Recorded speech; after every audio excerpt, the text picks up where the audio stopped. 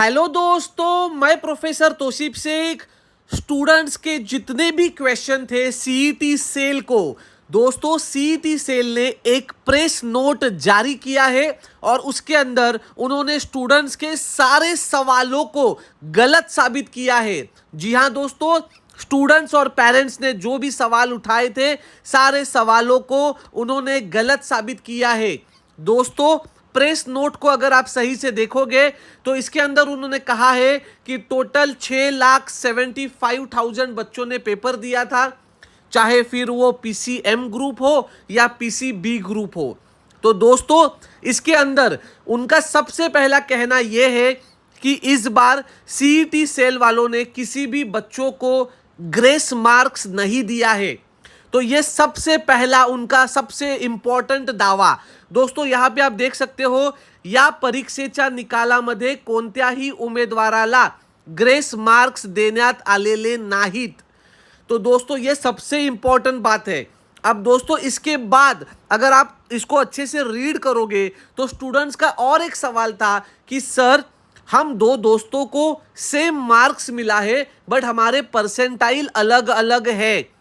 तो इसके ऊपर भी उन्होंने क्या कहा है इसको हम लोग देखते हैं। तो दोस्तों उन्होंने कहा है, समान गुण मिळालेल्या विद्यार्थ्यांना वेगवेगळे पर्सेंटाइल दाखविलेले आहेत। हा आक्षेप वस्तुस्थितीला धरून नाही। मतलब ये गलत है। अगर वो दो बच्चे अगर सेम शिफ्ट के हैं तो उनके परसेंटाइल सेम होंगे, बट अगर वो दो बच्चे अलग अलग शिफ्ट के हैं तो उनके परसेंटाइल अलग अलग होंगे, भले ही उनके मार्क्स सेम क्यों ना हो। तो दोस्तों वही उन्होंने यहाँ पे लिखा है, समान गुण मिळालेल्या विद्यार्थ्यांना वेगवेगळे पर्सेंटाइल दाखविलेले आहेत। हा आक्षेप वस्तुस्थितीला धरून नाही। एकाच सत्रात समान गुण मिळालेल्या उमेदवारांना समान पर्सेंटाइल मिळालेले आहेत। त्याचप्रमाणे ही परीक्षा वेगवेगळ्या दिवशी प्रत्येकी 2 सत्रात घेण्यात आलेली आहे। त्यामुळे विविध सत्रांमधील समान गुण मिळालेल्या उमेदवारांना वेगवेगळे पर्सेंटाइल मिळालेले आहेत। मतलब अगर दोनों का शिफ्ट अलग है तो दोनों के परसेंटाइल अलग होंगे, भले ही मार्क्स सेम हुए तो भी। ये कहना है सीईटी सेल का। अब दोस्तों इसके अलावा जो दूसरा सवाल था की उमेदवारांना उपलब्ध केलेल्या आन्सर की प्रमाणे त्यांनी काढलेले गुण त्यांना मिळालेले नाहीत, हा सुद्धा आक्षेप वस्तुस्थितीला धरून नाही। स्टूडेंट्स ने कहा था कि हम लोगों ने आंसर की में चेक किया था, हमें इतने इतने मार्क्स मिलने चाहिए थे बट हालांकि हमें इतने मार्क्स नहीं मिले।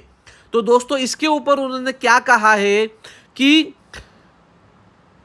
या कार्यालयामार्फत उमेदवारांना ऑनलाईन पद्धतीने आक्षेप नोंदणी सुविधा उपलब्ध करून देण्यात आलेली होती।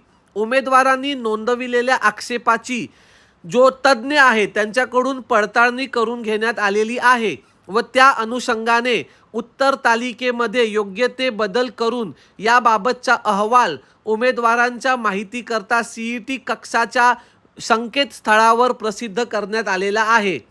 या सुधारित उत्तर तालिकेचा अंतर्भाव करून निकाल प्रक्रिया राबविण्यात आलेली आहे। यामध्ये उमेदवाराला मिळालेल्या गुण निकाल प्रक्रियेच्या सूत्रानुसार सत्रनिहाय निकाल पर्सेंटाइल स्वरूपात घोषित करण्यात आलेला आहे।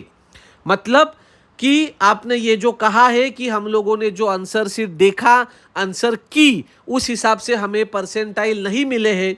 तो उनका ये कहना है कि आप एक बार वापस जाके देखिए, आंसर शीट को हमने वापस अपलोड किया है, आपका सारा डाउट ये दूर हो जाएगा।